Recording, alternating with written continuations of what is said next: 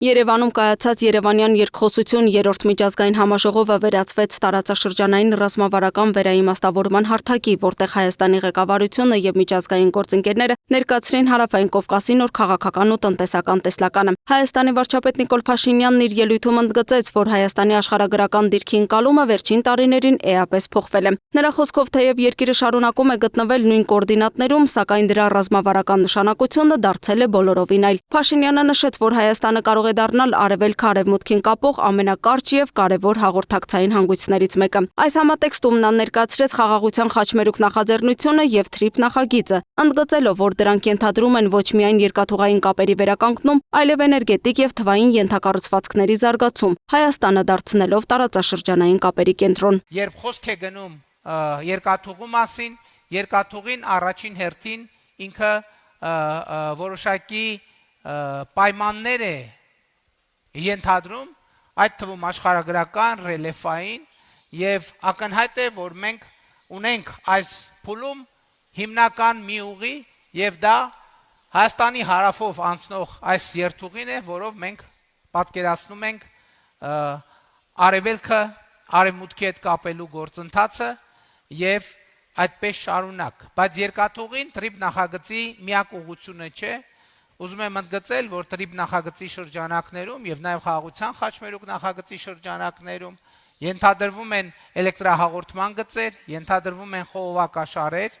նավթատար խողովակաշարեր, գազատար խողովակաշարեր, որոնք արդեն ամենևին պարտադիր չի, որ անցնեն իմ նշած երթուղով Հայաստանի Հանրապետության ամբողջ տարածքով կապված ինժեներական, տեխնիկական բազմաթիվ նրբությունների հետ այդ բոլոր նախագծերը կարող են իրականացվել։ Վարչապետը նաև անդրադարձավ էներգետիկ ներուժի հարցին, հայտարարելով, որ Հայաստանը չնայած բնական ռեսուրսների բացակայության մասին նախկին ընկալումներին, ունի զգալի եւ նույնիսկ անսահմանափակ արևային էներգետիկ պոտենցիալ, որը կարող է փոխել երկրի զարգացման մոդելը։ Մեր խնդիրն է առաջիկայում կենտրոնանալ այս խնդրի վրա Հայաստանի Հանրապետության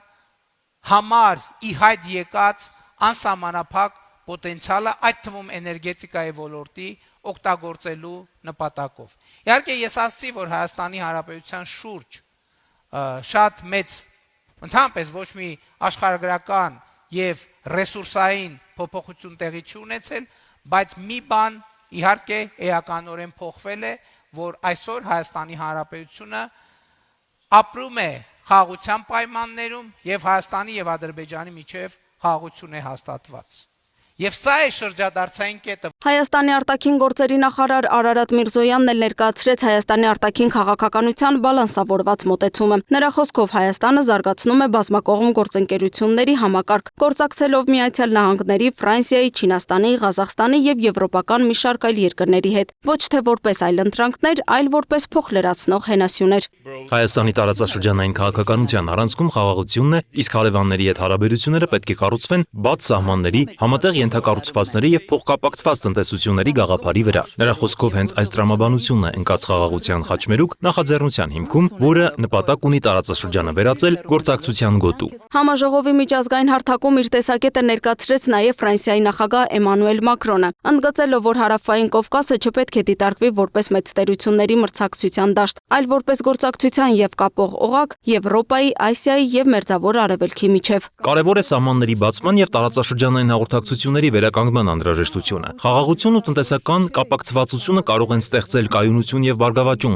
Հայաստանի ընտրած ժողովրդավարական եւ խաղաղության ուղին դիտարկվում է որպես տարածաշրջանային նոր հնարավորությունների հիմք։ Ընդհանուր առմամբ Երևանյան երկխոսություն համաժողովը ցույց տվեց, որ Հայաստանը փորձում է վերաձևակերպել իր դերակատարությունը, անցում կատարելով անվտանգության ռիսկերի վրա հիմնված ընկալումից դեպի տարածաշրջանային կապերի, էներգետիկ եւ լոգիստիկ խաչմերուկի տեսլական։ Լուսինե Գրիգորյան, Free News, Ազատ լուրեր։